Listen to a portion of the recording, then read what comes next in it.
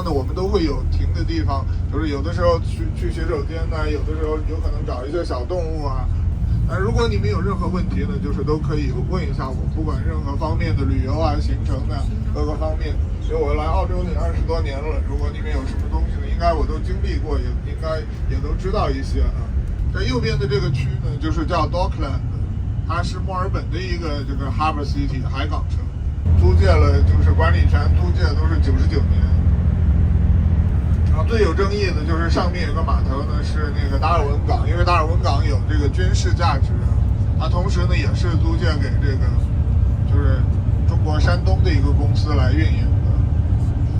这个湾那个湾的都是要就是有船的。但维多利亚州的最有钱的一些人呢，他们的就是 family house stop the nation， 是让整个民族呢都停下来的一个就是赛事。墨尔本的维多利亚州呢也因为这个比赛呢，全州呢放一天公共假期啊。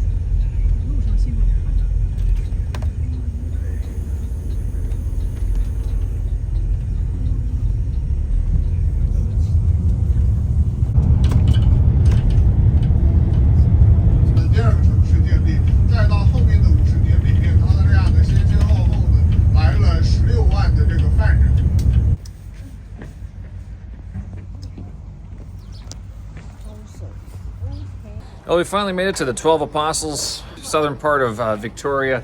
It's actually part of a larger complex that you could walk, ending up, I guess, in Bay of Martyrs, which is 27 kilometers away. I guess you can walk the whole thing, and if you want to work on your Chinese, there's the Zhongwen account right there. We are currently right here, and we have no intention of walking the whole way because we have taken a Taobao special in that we bought tickets for a Chinese tour group for like 92 renminbi, about $20 Canadian. And so we only have about 40 minutes. We actually drove 2 hours from, what was it, Melbourne to over here, and then we're gonna stop off in a few different places along the way back. Jayo.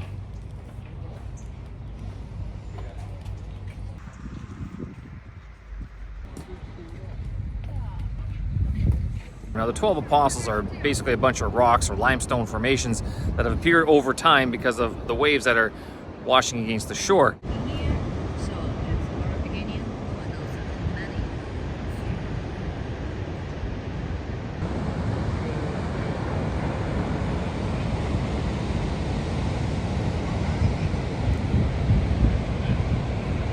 How much time do you spend watching rocks and water at work? Take a picture, take a video, spit into the lake, an honorific to Neptune, that's it, and move on? Or would you rather dwell a little bit more? And how long would you dwell? How long can you dwell watching nature do its work? Aren't we nature? Ooh. Well, 1, 2, 3, 4, 5, and 6 back there. And number 7 over there.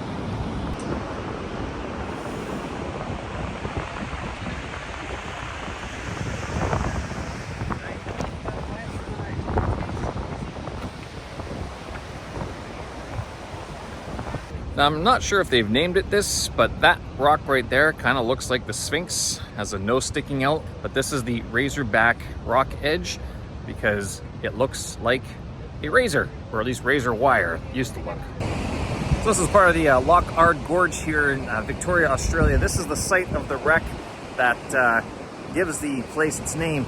In about 1860 or 1850, somewhere around there, a ship called the Loch Ard was sailing to Australia, and they hit the coastline.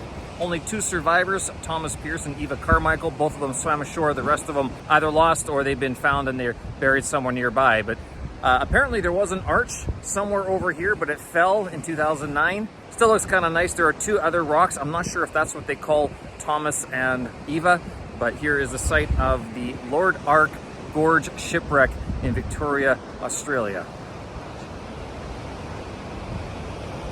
And just like that, we'll leave the waves and the rocks to their thing, and we'll do our thing, traveling to the next destination.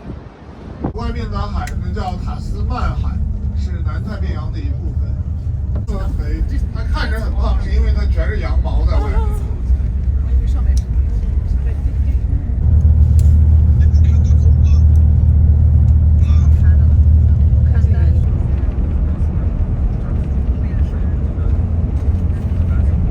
另外一个地方给大家听。那儿你四个。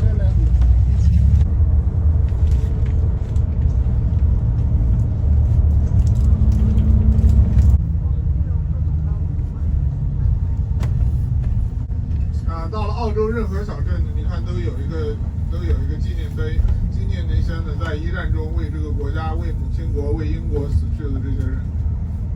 And as usual for some of these road trips, we stop off at Apollo Bay, which is one of the places that a lot of people check in if they're doing the Great Ocean Road for 2 days or so. You can rent a hotel room or a hostel to stay the night. And when in Australia, eat Chinese food, right? And there we go. We are standing outside the southernmost pub in Australia, the mainland Australia. Great Ocean Road Pub and Eatery.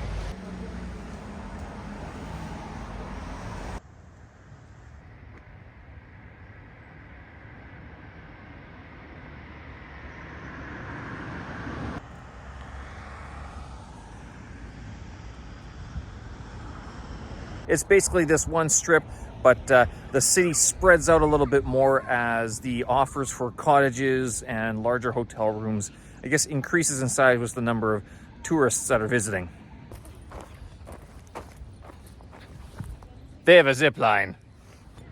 All right, we're on a zip line. Strapped in, not strapped in. Let's go. Whoa, almost tripped there. Owie. Oh, that is not so comfortable.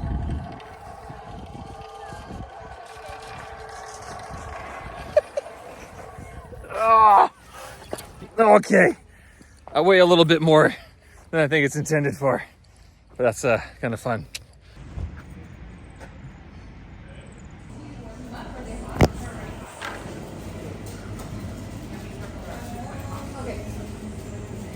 And now we try the specialty in town, the scallop pie. $12 a piece. Ouch. And of course, it's really hot. Smells like fish.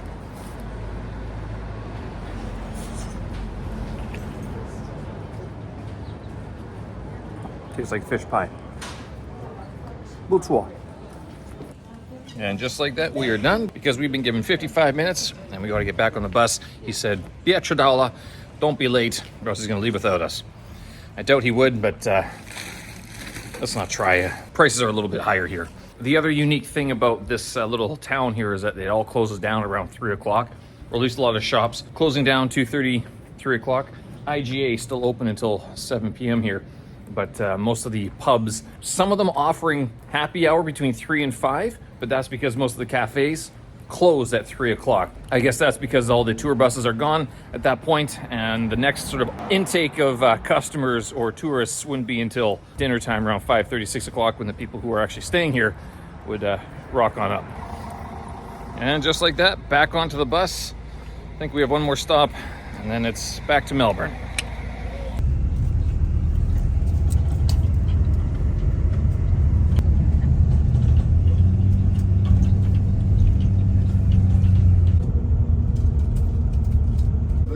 wallaby 专门是这种小袋鼠，它一般呢就是这个时候开始出来的。如果白天我们出来都看不到，但它不太高是吧？就是大概1米高多一点点。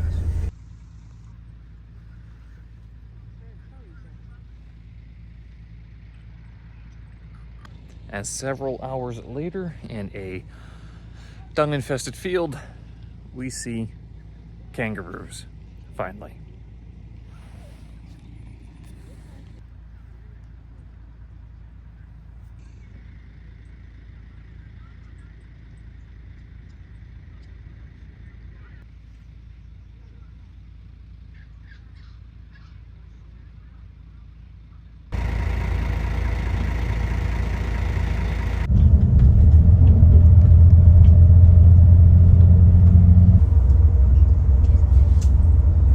A brief stop outside the arch that makes up the entrance to the Great Ocean Road, a construction project funded by the Australian government and other private interests to put veterans from the First World War back to work after they returned. A total of over 200 to 300 kilometers. It takes you past the 12 apostles, of which there aren't actually 12. There were only 9, but only 8 are still standing. Here's some of the bronze statues dedicated to the First World War diggers that came back after fighting in the war. This is an image of them with their pickaxes and wheelbarrows preparing the Great Ocean Road. So this arch is now new, but I guess they had something here before, not entirely sure what it was. Oh, and how's that for a nice look at the ocean, the Pacific? Empty beach, nice and cold for you, refreshing, reinvigorating. Nice surf, so I'm told, from the Great Ocean Road in Australia.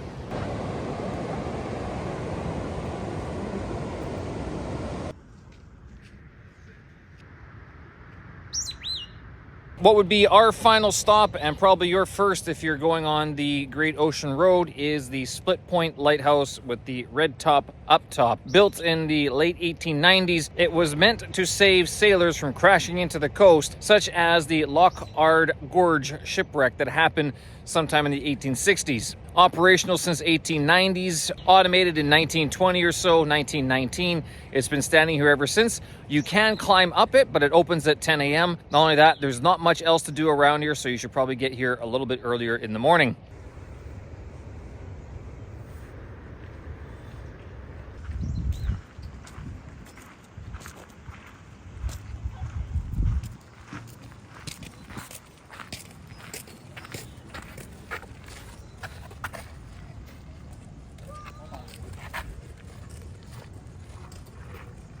How would you like to be the tenant that takes care of the lighthouse? And the reason why it's called the Split Point Lighthouse is because it's indicating that this side is not safe, and the other side, being over here, that's safe. Safe, not safe.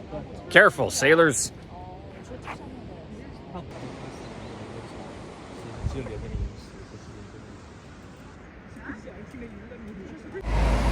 Done and dropped off back downtown Chinatown, Melbourne. Well, that was interesting, and the driver asked me how much did I understand of what he was saying, and I would say total about 75% of the things that he was saying, mostly because it was words that I just was unfamiliar with and subjects I was unfamiliar with, such as like, ooh yeah, what is an ooh yeah? Well, it's a crow. Some of the words he repeated quite often I could pick up on, the concept at least, but I didn't get 100% of it. One neat app that I had to use was actually called VTOR Translation. It's some Chinese-based app that does live translation that I saw my students using this past semester. So I used that, and that helped a little bit. But honestly, it was easier just to sit back and try to understand a little bit of what he was saying, and then take in the sights as well. That way I wasn't attached to the cell phone, and I could just kind of look at what was around me rather than being concerned exactly for a word-for-word translation. Anyway, folks, thanks for watching. I appreciate it. If you enjoyed this video, give it a like. It tells the YouTube algo that we're doing something right. And by all means, drop a comment. What would you do? Would you join a foreign language tour to save some money? Or would you spend the extra money to make sure that you actually understand every single word that's being said? Let me know. Hope you're well. Thanks for watching. Bye-bye.